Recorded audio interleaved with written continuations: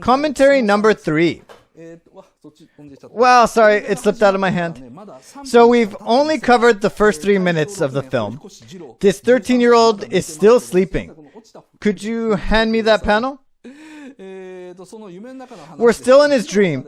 Jiro sees a German airship looming over the clouds while he's on his plane, and he tries to attack it. He puts on a pair of goggles before he accelerates. But when he puts on the goggles, he suddenly goes blind. Something is wrong, and he's wondering, what is going on? Everything goes out of focus. And when he takes off his goggles, you see his glasses underneath. He wasn't wearing any glasses before, but these glasses suddenly appear.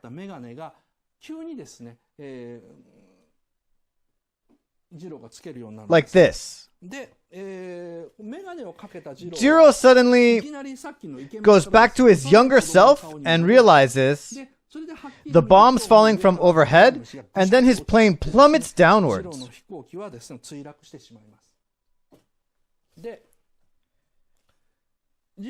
Jiro gets smaller and smaller as he falls downwards with his plane, and then he wakes up on his futon. This is, in fact, based on this. Winsor McKay's Little Nemo in Slumberland. This cartoon was serialized in an American newspaper. It always starts with Nemo's dream. There's an unexpected ending, and he eventually wakes up or falls out of his bed at the end. This is in fact like Miyazaki's final resolution. There's a line in this film, how would you spend the most creative decade of your life?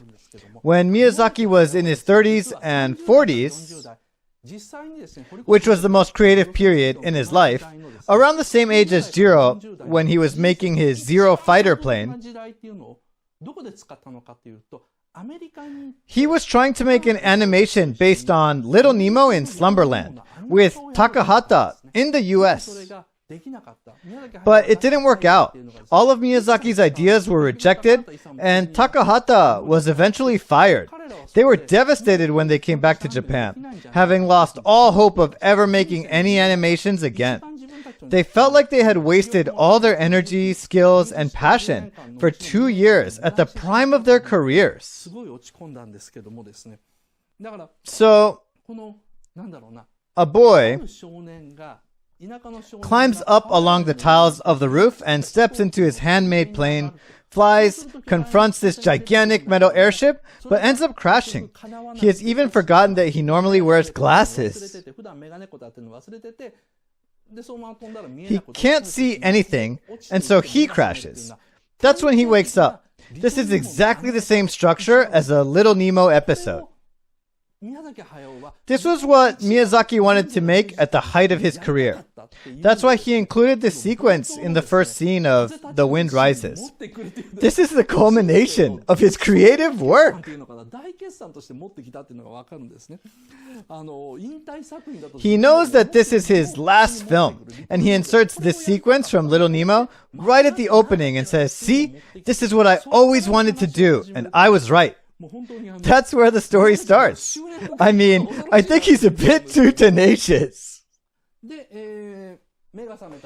Jiro wakes up. He doesn't have his glasses on, so the ceiling is blurry. He can't see the light bulb or the mosquito net. He looks out on the yard, but he can't see the yard either. He takes his glasses that are lying on top of his clothes and puts them on. The lenses are really thick. It's then that he can finally see this beautiful yard. This view Jiro is looking at is what Miyazaki sees himself, because Miyazaki also wears thick glasses. Jiro blinks very slowly in this frame. He looks absolutely devastated. So this is the first wind that blows against him. In other words, his first adversity. He knows that he can never become a pilot. Girls will never look at him with that longing gaze. How we see people with glasses now and how people saw them back then is completely different. It was the age of militarism. Japan was imbued with militarism. So men with glasses were labeled as a failure. He goes to school after this scene, but nobody but him is wearing glasses. Also, the teacher Jiro likes is the only teacher wearing glasses. None of the other teachers are wearing glasses.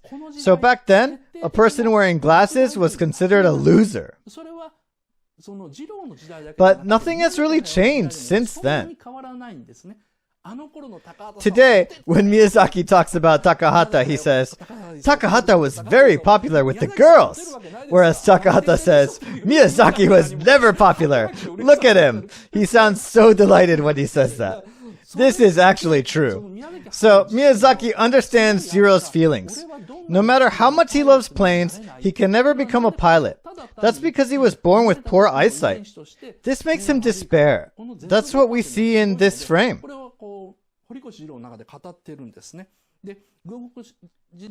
Like I said, it's the age of militarism. Boys wearing glasses were generally labeled as failures by adults and also by girls. Girls were not interested in boys who didn't qualify to become a soldier. There's a scene where Jiro passes pretty girls, but they don't so much as glance at him. Jiro Horikoshi's first setback: I have poor eyesight. After this, he goes to school. He shakes off his negative thoughts and goes to school.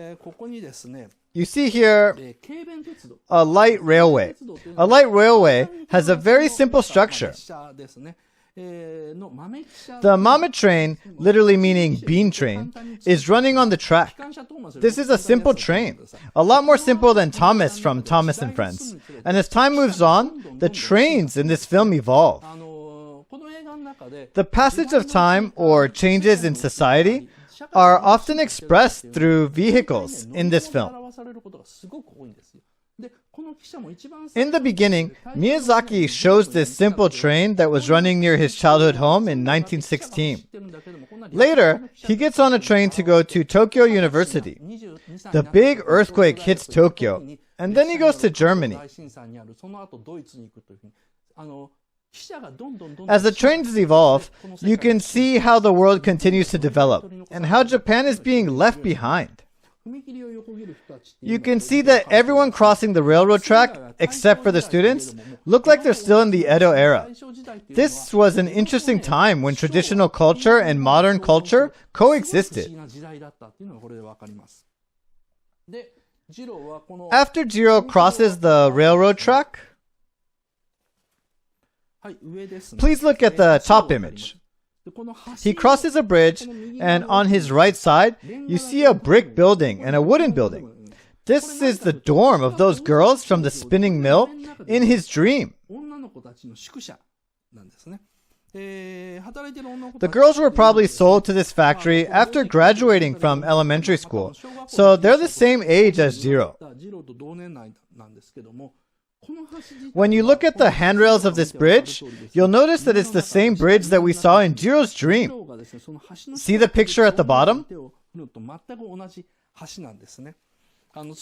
So, although his dream seemed like the product of a creative imagination, he's secretly just longing to be more popular locally. He wants the girls to like him, and he wants to show off his plane. He's a boy with this small, simple dream. Miyazaki draws a nameplate on the bridge to show it's the same bridge. But it's too small, and even I only noticed this after 3 or 4 views.